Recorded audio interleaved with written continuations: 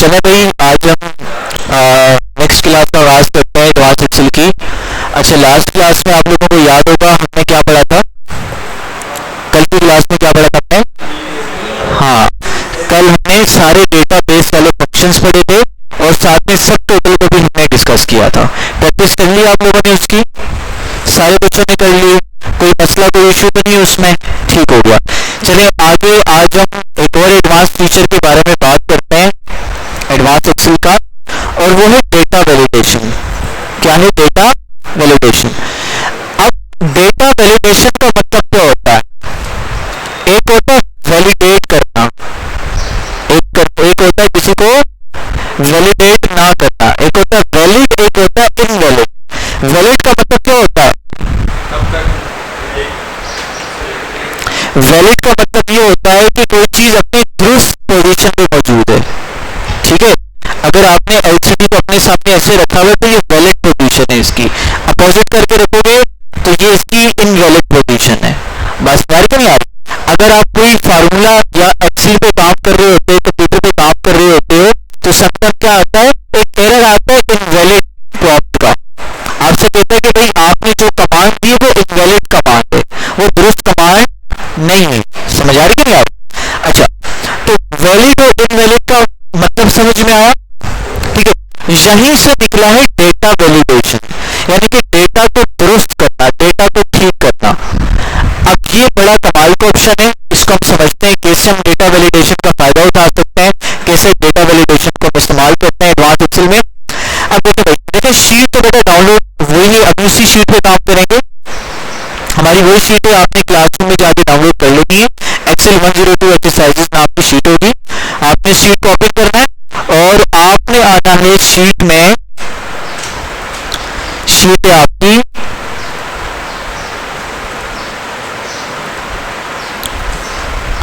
List option पे हमने काम कर लिया था। सॉर्ट एंड फिल्टर वाली शीट पर आना है। किस पे आना है? सॉर्ट एंड फिल्टर वाली शीट पर आना है। अब फर्ज करें कि ये आपके पास एक रो फॉर्म में डेटा मौजूद है। रो फॉर्म का मतलब क्या है भाई? कंप्यूटर कनेक्टेड है ना आप लोगों के? अच्छा, रो फॉर्म का मतलब क्या है कि भाई आपने क्या किया, कस्टमर्स को या ऑडियंस को या लोगों को आपने एक फॉर्म दिया। फॉर्म देने के बाद आपने कहा कि भाई इंफॉर्मेशन को फिल करते हैं आप।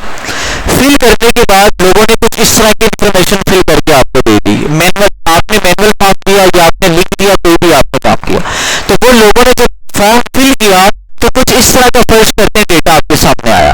जैसे आपने अक्सर देखा होगा कि कुछ लोग, जैसे आपने लिखा, एक ऑप्शन डाला था कि भाई अपना सिटी यहाँ पर लिखें, तो कोई बंदा कराची में रहता है, उसने लिखा कराची पूरा लिख दिया, है ना। किसी बंदे ने लिख दिया कि चाय लिख दिया, शॉर्ट फॉर्म में लिखता है ना।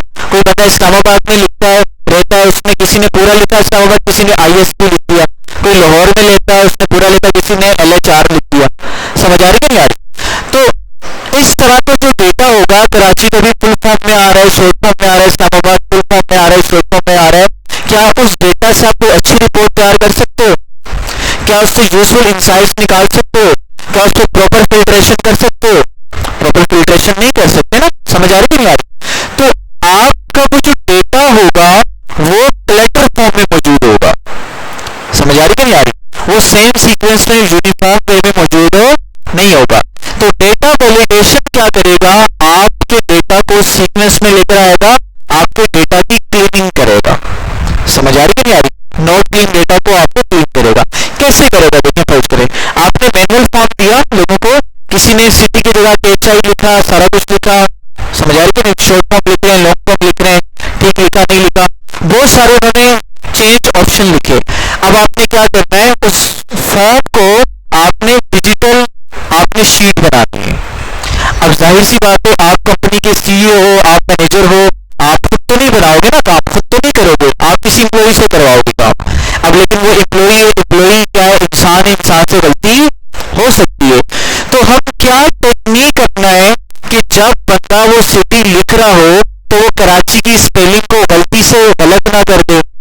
समझ आ रही है नहीं आ रही? या फॉर एग्जाम्पल किसी गाड़ी का कोई मॉडल है, उसके बारे में शीट बना रहे हो, तो गाड़ी के मॉडल की स्पेलिंग ना गलत लिख लो। बात समझ आ रही है नहीं आ रही?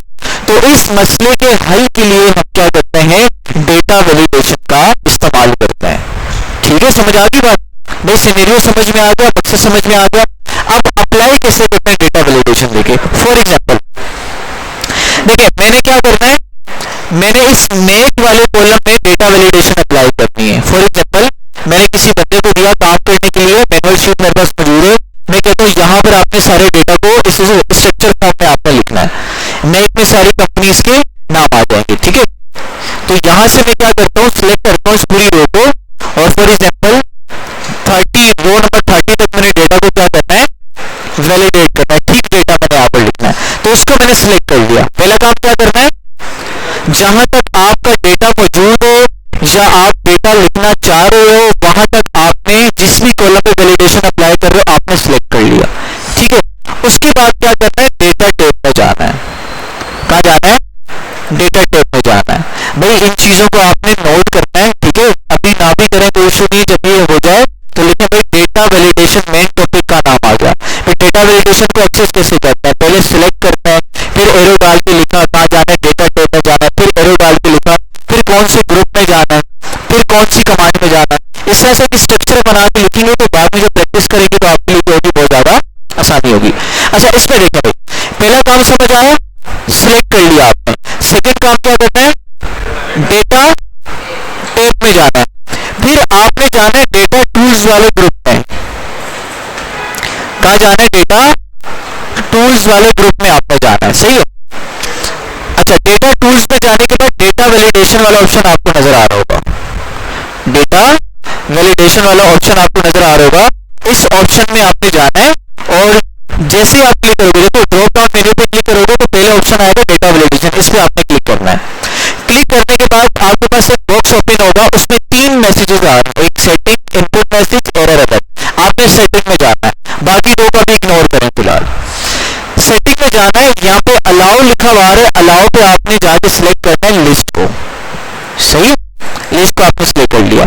फिर आपने सोर्स देना है, जैसे फॉर एग्जांपल भाई ये नाम है कुछ गाड़ियों के, आपने लिख दिया चेवी लिख दिया, फिर आपने कॉमा डाला, फिर आपने लिख दिया ओल्ड्स मोबाइल, ओल्ड्स मोबाइल, फिर आपने कॉमा डाला, फिर आपने लिख दिया फोर्ड, फिर आपने कॉमा डाला, फिर आपने लिख दिया फोन। ठीक है, सही है ना, TIAC। अच्छा, फिर आपने कॉमा डाला, फिर आपने लिख दिया डॉज। ठीक है, और आपने ओके कर दिया। सारी लिस्ट बनाने के बाद आपने ओके कर दिया। जैसे ही आप ओके करोगे तो देखो यहाँ पर आपके हर सेल के आगे एक छोटा सा फिल्टर ड्रॉप डाउन मेन्यू बना हुआ आ गया। आप यहाँ से क्या कर सकते हो, स्पेलिंग को सिलेक्ट कर सकते हो। फॉर एग्जांपल आपने नई एंट्री कोई करनी है, अब यहाँ पे जाकर मैं लिखता हूँ फोर्ट, फोर्ट लिख के एंटर करता हूँ, देखो बोलेगा भाई गलत है ये। समझ आ रही है, आपने कुछ गलत यहाँ पे टाइप कर दिया, डेटा वैलिडेशन के रिस्ट्रिक्शन के साथ जो मैच नहीं कर रहा। ठीक है, समझ आ गई। तो आप यहाँ से क्या करोगे, या तो रिट्राई करोगे तो आपको दोबारा ऑप्शन दे देगा इसको सेट करने का, आप उसको कैंसिल करो और यहाँ से जाके आप इसको फोर्ट सिलेक्ट कर लो। तो इस तरह से क्या होगी, आपकी कोई गलती परफॉर्म यहाँ पर नहीं होगी। समझ में आ गई बात। अच्छा, अभी मैं आपको अच्छे से जल्दी से यहाँ तक प्रैक्टिस करें, फिर आगे चलते हैं। अच्छा भाई देखिए, तो यहाँ पर हमने जो डेटा वैलिडेशन लगाई है, मिसाल के तौर पे आप उसको एडिट करना चाह रहे हो, आप उसमें कुछ इजाफा करना चाह रहे हो, कुछ कमी करनी चाह रहे हो, तो आपने अगेन क्या करना है, आपने उसको सिलेक्ट करना है। 30 तक हम लेके गए थे, दोबारा 30 तक सिलेक्ट कर लें आप उसको, या मजीद रेंज बढ़ाना चाह रहे तो रेंज आगे तक लेके चले जाओ, 30 तक लेके गए, और यहाँ से हमने दोबारा डेटा वैलिडेशन में जाना है, और यहाँ पे सेटिंग में जाके आप क्या कर सकते हो, यहाँ से कॉमा लगा के आप कुछ मजीद भी ऐड कर सकते हो। ठीक है, अब एक ये बात हो गई। सेकंड बात देखिए, अलाउ में आप आगे देखें मुख्तलिफ यहाँ पे चीजें आ रही हैं।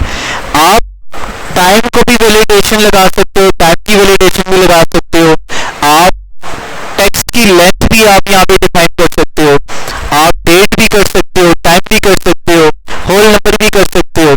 बात समझ आ रही कि नहीं आ रही? तो आपकी जो स्पेसिफिकेशन है आप उन चीजों को वैलिडेशन करवा सकते हो। अच्छा, दूसरी बात अब चलते हैं, एक तो हमने सीखा लिस्ट के हवाले से, सही है। अब हम बात करते हैं डेसिमल के हवाले से। अब डेसिमल क्या है, ये अप्लाई होगा नंबर्स पे।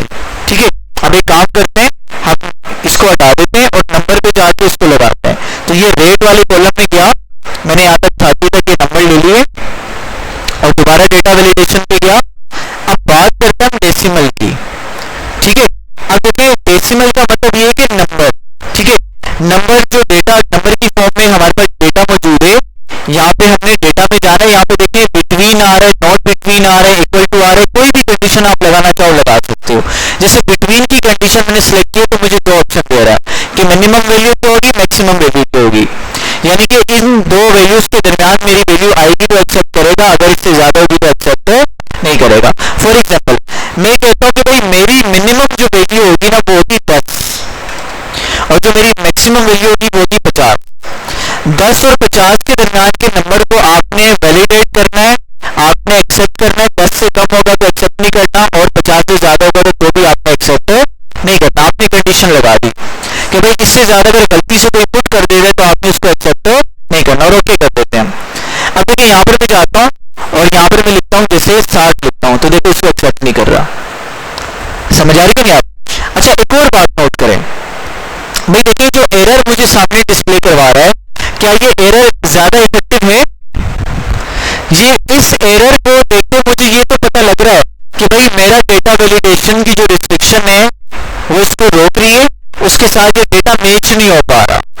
ठीक है, लेकिन ये मैसेज मुझे कुछ बता नहीं रहा कि भाई या सामने टाइप करने वाले को जो बता टाइप कर रहा है उसको तो नहीं पता ना एरर क्यों आ रहा है। यहाँ पे क्या करना आपने बताया उसके जहन से निकल गया। तो ऐसा कुछ हो जाए कि यहाँ पे कस्टमाइज मैसेज आ जाए कि हम फौरन से बता दें, क्या बताएं, जैसे एरर आए तो लिखा हुआ है कि भाई आप ये गलती कर रहे हो, आप इसको ऐसे करोगे तो ये मसला हल हो जाएगा। तो ये काम भी हम एरर के मैसेज को भी कस्टमाइज कर सकते हैं। कैसे कस्टमाइज करना है देखें। फॉर एग्जाम्पल हम यहाँ पर आते हैं, रिट्राई पे जाते हैं, इसको हम 30 करते हैं, देखें एक्सेप्ट कर लेगा। अच्छा यहाँ पे आते हैं, जैसे इसको मैंने कस्टमाइज करना है तो यहाँ से इसको हम सिलेक्ट करते हैं और 30 तक लेके जाते हैं जहां तक लेके गए हुए थे और दोबारा डेटा वैलिडेशन में जाते हैं और देखिए लास्ट में आ रहा है एरर अलर्ट का ऑप्शन, लास्ट वाले ऑप्शन पे आपने जाना है। यहाँ पे देखिए टाइटल आ रहा है, टाइटल भाई मैंने मेक का टाइटल दे दिया और एरर मैसेज क्या डिस्प्ले करवाना चाहता हूँ। यहाँ पे मैं लिखता हूँ please select the value from drop down menu. ठीक है भाई, हमने क्या करना है, हमने वैल्यूज को सिलेक्ट करना है ड्रॉप डाउन मेन्यू से। ठीक है, तो हमने ये मैसेज दे दिया और यहां से हमने क्या करना है, ओके कर देना है। तो जी ओके मैंने कर दिया। अब देखिए यहां पर जाकर मैं लिखता हूँ फोर्ट लिख के एंटर करता हूँ। अब क्या कह रहे हैं, देखो एरर में क्या कह रहा है, please select the value from drop down menu. तो जो लिखने वाला होगा उसको समझ में आ जाएगी मैंने करना क्या है। वो क्या करेगा, ड्रॉप डाउन मेन्यू उसको नजर आ रहा होगा, वो रिट्राई पे क्लिक करेगा और यहाँ से डिलीट करके यहाँ से ड्रॉप डाउन पे जाके पोर्ट को सिलेक्ट कर लेगा और उसकी वैल्यू वो एक्सेप्ट हो जाएगी। यहाँ तक समझ आ गई? अच्छा दूसरी बात देखें बेटा, अब यहाँ पर हम दोबारा जाते हैं, इसको सिलेक्ट करते हैं और सिलेक्ट करने के बाद दोबारा डेटा वैलिडेशन में जाता है। अब देखिए यहाँ पर एक साइड पे तो हमने टाइटल दिया, एरर को टाइटल दिया, फिर नीचे हमने उसका एरर का मैसेज दे दिया। अच्छा उसके बाद देखिए यहाँ पे स्टाइल आ रहा है, जो स्टॉप बटन है ना उसका क्या आ रहा है, स्टाइल आ रहा है, बटन का स्टाइल आ रहा है। स्टाइल कौन कौन से मौजूद है, एक स्टॉप वाला है, एक वार्निंग वाला है और एक इंफॉर्मेशन वाला है। ठीक है, देखो स्टॉप का मतलब क्या है, स्टॉप का मतलब है रुक जाना। आप ये काम करोगे तो अलाउ करूंगा, नहीं करोगे तो अलाउ नहीं करूंगा। समझ आ रही कि नहीं आ रही? और वार्निंग का मतलब क्या है कि भाई आज आपने ये काम कर लिया है, आज आपको छोड़ रहा हूं, लेकिन नेक्स्ट टाइम आपने ये काम नहीं करना, नेक्स्ट टाइम ये काम आपने नहीं करना। वार्निंग का मतलब ये, यानी कि वार्निंग देके काम करने दिया जाता है, लेकिन जब स्टॉप का मतलब क्या है कि आप ये करोगे तो होगा, नहीं करोगे तो नहीं होगा। तो ये सिर्फ स्टाइल नहीं है बल्कि बटन के तौर पर भी अलग अलग इनका फंक्शन है। जैसे देखिए स्टॉप का समझ आ गया ना, क्या ऑप्शन देख रहा था, या तो कैंसिल कर दो या तो रिट्राई कर लो। अब हम एक काम करते हैं, वार्निंग वाला लेते हैं, वार्निंग वाला सिलेक्ट किया और ओके कर दिया। अब यहाँ पे मैं जाता हूँ, लिखता हूँ चेबी, लिखता हूँ CHEVI लिख के एंटर करता हूं। अब देखो क्या कह रहा है, एरर का नाम ऊपर लिखा आ रहा है, टाइटल मेक लिखा हुआ आ गया, उसके बाद please select the value from the drop down menu. लेकिन अब क्या कह रहा है, अगर आप कंटिन्यू करना चाहते हो इसी वैल्यू से तो यस करो, नहीं करना चाहते तो नो कर दो। अब आपको इजाजत दे रहा है कि रॉन्ग काम भी आप कर सकते हो, लेकिन वार्निंग आपने इसको दे दी कि भाई ये काम गलत होगा। अब मैं यस करता हूँ, कंटिन्यू पे यस करता हूँ, देखो क्या करेगा, इसको एक्सेप्ट करके आगे बढ़ जाएगा। समझ में आ रही कि नहीं आ रही? तो ये हमारे पास कुछ बटन्स के भी अलग अलग होते हैं भाई, फंक्शंस होते हैं। समझ में आ गई बात? अच्छा, तो अब अगेन मैं आपको टाइम दे रहा हूँ, एक्सेस देता हूँ, आप इसकी भी प्रैक्टिस करें।